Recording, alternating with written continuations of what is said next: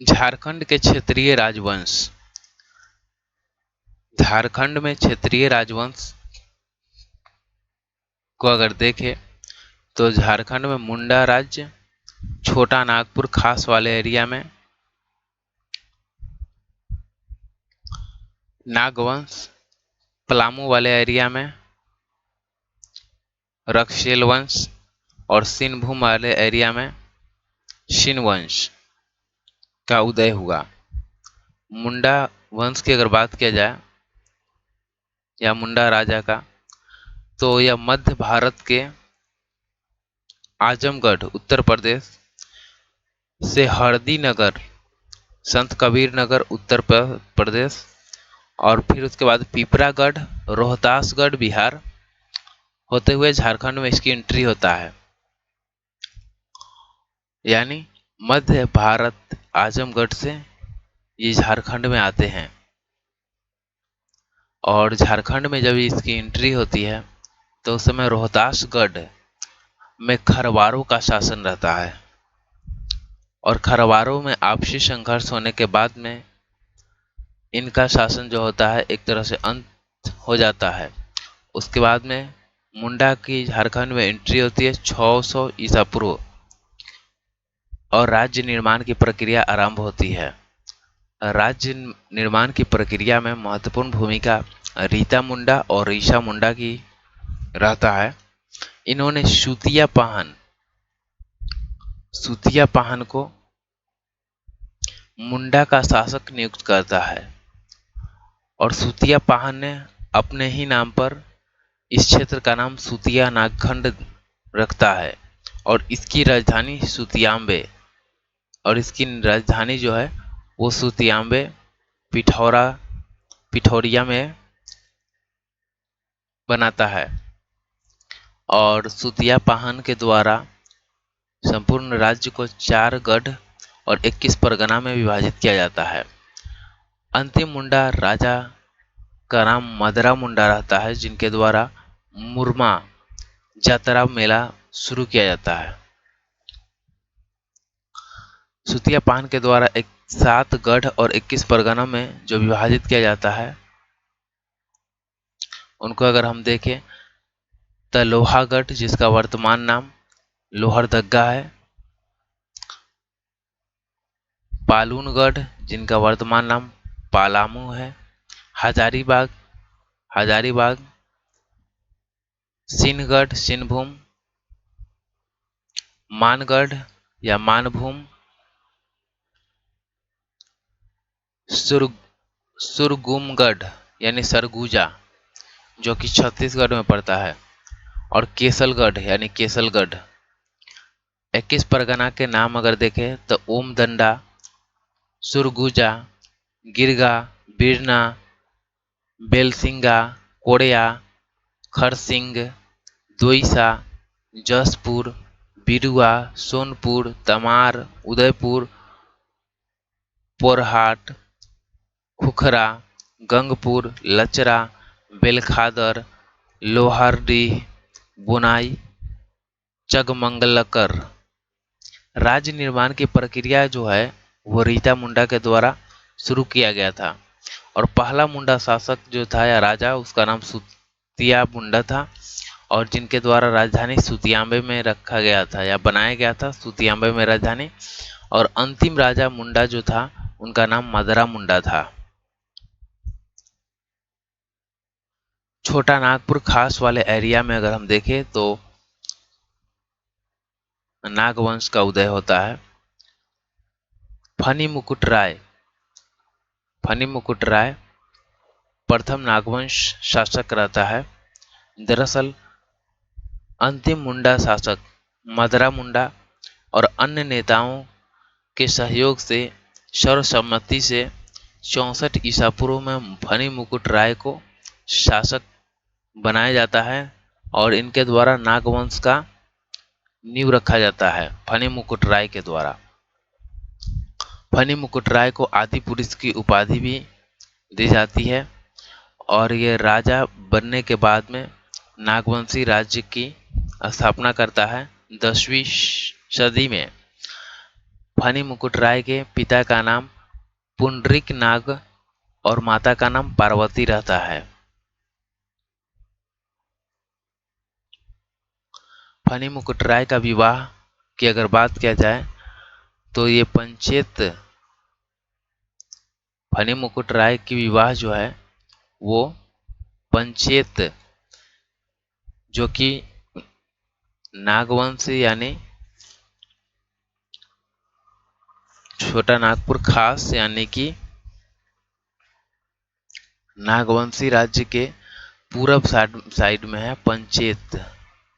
पंचेत तो पंचेत वंश की पंचेत जो राज्य रहता है जिसका गोवंशी राज्य है एक तरह से। इस इसका चिन्ह कपिला गाय की पूंछ है। तो इनके साथ इसका संबंध हो जाता है, विवाहिक संबंध। और पंचेत राज्य के साथ मिलकर इसने क्या करते हैं, नागवंश राज्य के दक्षिण में केओंझर राज्य पड़ता है जो कि उड़ीसा वाले एरिया में रहता है। तो इस पर अटैक कर देता है और केओंझर राज्य को पराजित कर देता है। फनी मुकुट राय के द्वारा 66 परगना में विभक्त किया जाता है अपने राज्य को, और राजधानी को सुतियांबे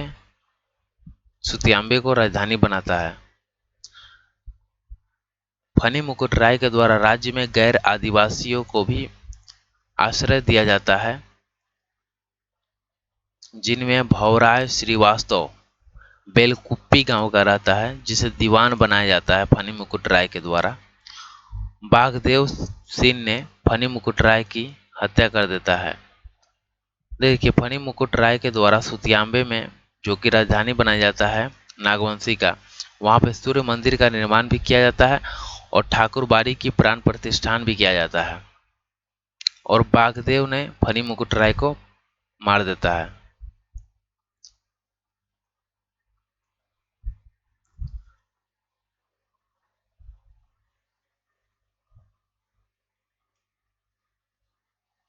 प्रमुख नागवंशी शासक की अगर बात किया जाए तो फनु मुकुट राय, उसके बाद मुकुट राय, फिर घट राय, मदन राय, प्रताप राय, फिर दर्पनाथ राय।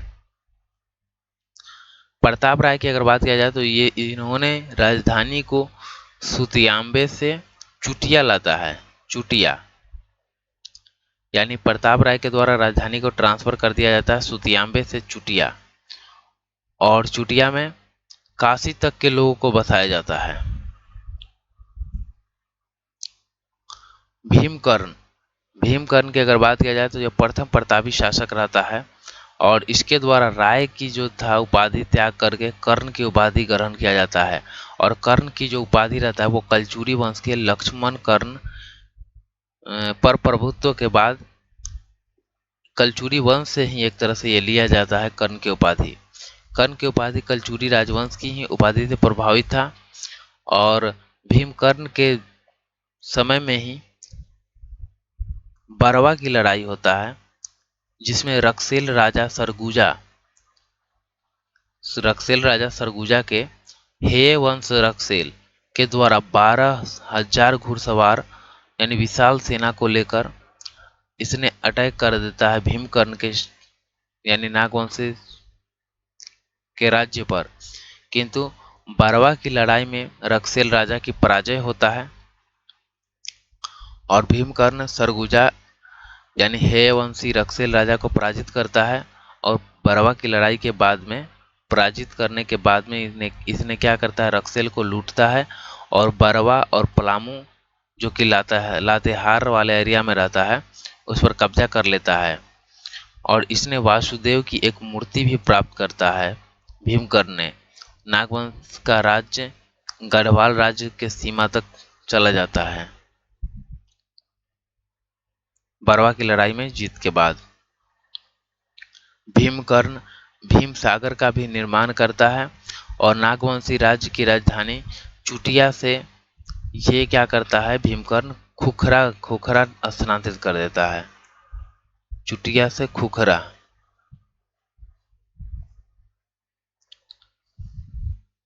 चुटिया से खुखरा ट्रांसफर कर देता है। देखिए, खुखरा ट्रांसफर करने का मेन कारण ये था कि यह बंगाल के निकट था और चुटिया और बंगाल क्या करता था, बंगाल पर हमेशा जो भी तुर्क आक्रमणकारी रहते थे, जब बंगाल पर आक्रमण करने जाते थे तो चुटिया से गुजर के जाते थे। तो इसी कारण से इसने अपने राजधानी को बंगाल वाले एरिया से सटे होने के कारण से दूरी बनाए रखने के लिए खुखरागढ़ अपने राजधानी को स्थानांतरित कर देता है। शिवदास कर्ण, शिवदास कर्ण के द्वारा हप्पा मुनि मंदिर का निर्माण किया जाता है। शिवदास कर्ण के समय में ही हप्पा मुनि मंदिर का निर्माण सियानाथ देव के द्वारा किया जाता है, जिनमें भगवान विष्णु की प्रतिमा का स्थापित किया जाता है। प्रतापकर्ण, प्रतापकर्ण लोधी वंश के समकालिक था। लोधी वंश के अगर समकालिक की अगर बात किया जाए तो उस समय प्रतापकर्ण, छत्रकर्ण और विराटकर्ण, इन तीनों का समय जो है वो लोधी वंश के शासनकाल के समय में ही है। नागवंशी राज्य घटवार राजाओं का विद्रोह से प्रस्थ था। प्रतापकर्ण के समय घटवार राजाओं का विद्रोह होता है, जिससे ये काफी प्रस्थ होता है। तमार राजा के द्वारा खुखरागढ़, जो कि नागवंशी राजधानी रहता है, उसमें किलेबंदी कर दिया जाता है और प्रतापकर्ण को बंदी बना दिया जाता है। तमार के राजा जो है वो अटैक कर देता है खुखरागढ़ पर, जो कि नागवंशी राजधानी रहता है, और क्या करता है,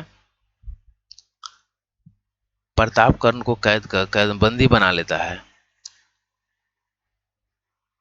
बंदी बना लेता है प्रतापकर्ण को तमार राजा के द्वारा। उसके बाद में क्या होता है कि खैरागढ़ के खरवार राजा बाघदेव, बाघदेव क्या करता है, इसने सहयोग करता है प्रतापकर्ण का और इसको कैद से मुक्त कराता है। इस बात से प्रभावित हो जाता है प्रतापकर्ण और बाघदेव को कर्णपुर का क्षेत्र पुरस्कार में दे देता है।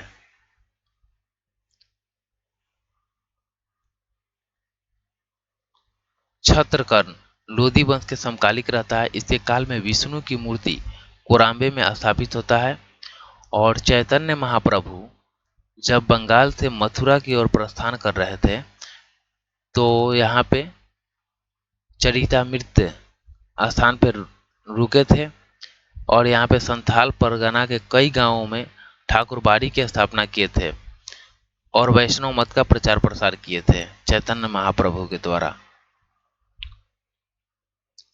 मधुकरण शाह, मधुकरण शाह की अगर बात किया जाए तो इनके समय में शाहबाज खान के द्वारा राज्य पर आक्रमण किया जाता है। शाहबाज खान के द्वारा मधुकरण शाह के राज्य पर आक्रमण होता है और ये मधुकरण शाह जो है वो अकबर के समकालिक रहते हैं और अकबर के साथ ही इन्होंने मिलकर मधुकरण शाह ने कुतुलुग खान को पराजित किया था, जो कि उड़ीसा का शासक रहता है। यानी कुतुलुग खान के पराजय में अकबर का साथ देते हैं मधुकरण शाह। राम शाह, यह बहादुर शाह के समकालिक रहते हैं। राम शाह, राम शाह के पुत्र जिनका नाम अनीनाथ रहता है और रीवा के राजा की पुत्री के साथ विवाह होता है। दरअसल बात यह होता है कि रीवा के राजा और रामशाह नागवंशी शासक के बीच में युद्ध होता है और इस युद्ध के बाद में समझौता होता है, जिसके तहत इन दोनों के बीच में वैवाहिक संबंध स्थापित हो जाता है, जिनमें रीवा के राजा की पुत्री और रामशाह की पुत्र अनीनाथ के साथ वैवाहिक संबंध हो जाता है। रामशाह के शासनकाल में ही कपिलनाथ मंदिर की स्थापना होता है नवरत्नगढ़ में। दुर्जन साल, इनको ग्वालियर के किला में 12 वर्षों तक कैदी बनाकर रखा जाता है जहांगीर के द्वारा दुर्जन साल को 12 वर्षों तक ग्वालियर के किले में कैदी बनाकर रखा जाता है, किंतु हीरो की अच्छी परख होने के कारण जहांगीर ने इन्हें शाह की उपाधि देता है और नवरत्नगढ़ का किला यानी गुमला वाला एरिया एनीनाथ शाहदेव बरकागढ़ के राजा एनीनाथ शाहदेव की अगर बात किया जाए तो ये बरकागढ़ के राजा रहता है और 1991 में रांची में जगन्नाथ मंदिर की स्थापना करता है और हटिया बाजार को स्थापित करने का श्रेय भी अनीनाथ शाहदेव को ही जाता है। यदुनाथ शाह जो है वो राम शाह का उत्तराधिकारी रहता है, नागवंशी शासक, और यदुनाथ शाह फारुखसियार का समकालिक रहता है। दरअसल बिहार का सूबेदार सरबुलंद खान ने 1717 ईस्वी में यदुनाथ शाह पर आक्रमण करता है और इस आक्रमण के बाद यदुनाथ शाह 1 लाख मालगुजारी जो है वो स्वीकार कर लेता है।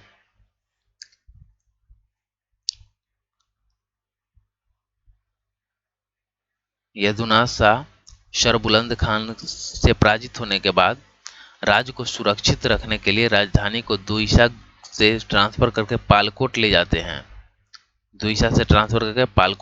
जाते हैं और 1719 ईस्वी में दलेल सिंह रामगढ़ की सहायता से चेरो राजा रणजीत सिंह को पराजित करते हैं और टोरी पर कब्जा कर लेते हैं।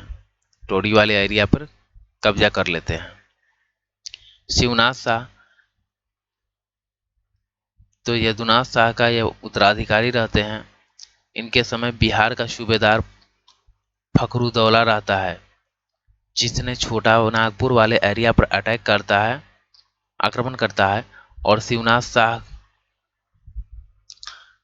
को पराजित करता है और शिवनाथ शाह के द्वारा 12,000 मालगुजारी जो है वो स्वीकार कर ले दिया जाता है इस पराजय के बाद में। शिवनाथ शाह का उत्तराधिकारी जो है वो उदयनाथ शाह बनता है। इनके द्वारा राजधानी रातूगढ़ को बनाया जाता है। बिहार का सूबेदार अलीवर्दी खान के समय मालगुजारी जो है वो टेकारी के जमींदार सुंदर सिंह और रामगढ़ के शासक विष्णु सिंह के द्वारा दिया जाता था और रामगढ़ के शासक विष्णु सिंह के माध्यम से ही उदयनाथ शाह के द्वारा मालगुजारी टैक्स जो है या मालगुजारी अलीवर्दी खान को दिया जाता था।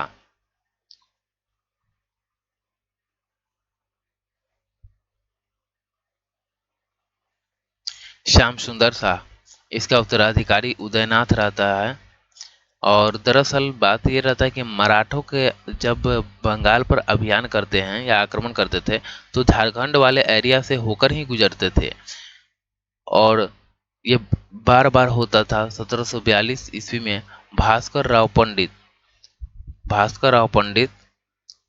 जब बंगाल पर आक्रमण करने के लिए जाते हैं झारखंड वाले एरिया से, तो उस समय तत्कालीन सूबेदार अलीवर्दी खान रहते हैं, जिनके द्वारा भास्कर राव पंडित को खदेड़ दिया जाता है। 1743 ईस्वी में मराठा रघुजी भोसले के आक्रमण जब होता है बंगाल वाले एरिया पर, तो ये झारखंड वाले एरिया से होकर ही गुजरते हैं और इसकी शिकायत जो है अलीवर्दी खान के द्वारा मराठा पेशवा बालाजीराव को किया जाता है और मराठा पेशवा बालाजीराव को जब इसकी शिकायत किया जाता है तो ये राजमहल यानी वामगांव फिर बंगाल राजमहल होते हुए जब बंगाल पहुंचते हैं तो इसकी खबर जैसे ही रघुजी भोसले को मिलता है तो ये यहाँ से मानभूम यानी धनबाद होते हुए ये वापस लौट जाते हैं रघुजी भोसले। महारथ चेरो की अगर बात किया जाए तो इस शाहाबाद वाले एरिया पे इनका प्रभाव रहता है या वहाँ के शासक रहते हैं। दरअसल शेर शाह सूरी ने खवास खान को महाराज चेरो पर आक्रमण करने के लिए भेजा है और खवास खान के द्वारा 4,000 से ऊपर घोड़ा को लेकर ये चल देते हैं महाराज चेरो को पराजित करने के लिए। किंतु उसी समय चौसा की लड़ाई यानी आक्रमण हो जाता है, जिसमें व्यस्त होने के कारण शेरशाह सूरी के इस आक्रमण को स्थगित करना पड़ता है और शेरशाह सूरी महाराज चेरो से श्याम सुंदर नामक सफेद हाथी प्राप्त करता है।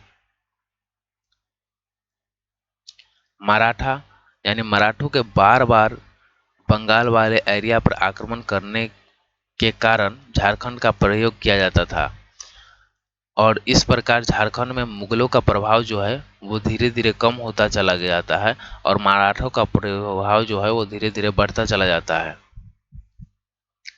31 अगस्त 1743 ईस्वी को पेशवा बालाजीराव और भोसले रघुजी भोसले के बीच में समझौता होता है, जिस समझौता के तहत झारखंड वाले एरिया पर रघुजी भोसले का प्रभाव जो है वो स्थापित हो जाता है और रघुजी भोसले संथाल परगना होते हुए बंगाल में एंट्री करते हैं और कालांतर में मराठों के द्वारा छोटा नागपुर खास, पलामू, मानभूम में जमकर शोषण किया जाता है। नागवंशी शासक के अन्य तथ्य को अगर बात किया जाए या डिस्कशन करें हम तो 1498 में संध्या के राजा के द्वारा आक्रमण किया जाता है नागवंशी राज्य पर और कुछ क्षेत्र को अधिकार कर लेता है। नागवंशी राजा खैरागढ़ के राजा लक्ष्मी निधि कर्ण की सहायता से अपने राज्य को मुक्त कराता है और सरनाथ शाह के द्वारा जमींदारी प्रथा का उन्मूलन किया जाता है। ठाकुर एनीनाथ शाहदेव इनके द्वारा राजधानी दोयसागढ़ से सतरंजी ले आया जाता है और इनके द्वारा यानी ठाकुर एनीनाथ शाहदेव के द्वारा रांची में जगन्नाथ मंदिर का निर्माण किया जाता है। हटिया बाजार ठाकुर एनीनाथ शाहदेव के द्वारा ही बसाया जाता है। नागवंशी शासक मणिनाथ शाह के द्वारा सिल्ली, बूंदी और बरवा यहाँ के स्थानीय जमींदारों का दमन किया जाता है।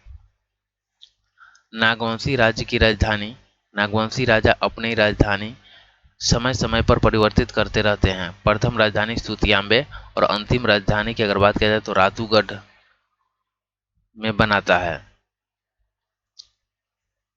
राजधानी और संस्थापक सुतियांबे तो फनी मुकुट राय के द्वारा बनाया जाता है। चुटिया प्रताप राय के द्वारा बनाया जाता है। खुखरा तो भीमकर्ण के द्वारा राजधानी बनाया जाता है। दोयसा या दोईसा या डोईसा तो ये दुर्जन साल या दुर्जन शाह के द्वारा। पालकोट तो यदुनाथ शाह के द्वारा। पालकोट भैरव तो जगन्नाथ शाह के द्वारा। रातूगढ़ उदयनाथ शाहदेव के द्वारा बनाया जाता है राजधानी।